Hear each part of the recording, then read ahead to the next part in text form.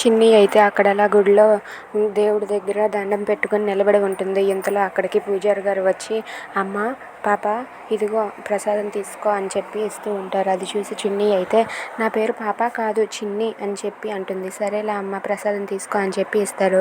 ఆ ప్రసాదం తీసుకొని చిన్ని అయితే ఆ ప్రసాదాన్ని అలా చూస్తూ ఉంటుంది. ఏంటమ్మా కళ్ళకద్దుకొని తిను అని చెప్పి అంటూ ఉంటారు పంతులు గారు. దాంతో చిన్ని అయితే ఇప్పుడెందుకు తింటాను, గంట కొడితేనే కదా తినాలి అని చెప్పి అంటూ ఉంటుంది. దాంతో పూజారి గారు గంట కొడితే తినడమేంటమ్మా అని చెప్పి అంటారు.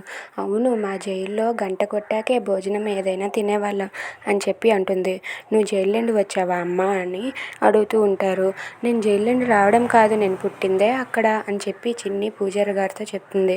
ఇంతలో అక్కడ ఒక ఆయన అయితే గుడికి వచ్చి గంట కొడతాడు. ఆ గంట చూసి గంట శబ్దం విని అదిగోండి గంట కొట్టేశారు, ఇప్పుడు తినేస్తానని చెప్పి చిన్ని అయితే ఆ ప్రసాదాన్ని కళ్ళకద్దుకొని తినేస్తుంది. అది చూసి పూజారి గారు సంతోషిస్తారు. If you like this video please subscribe.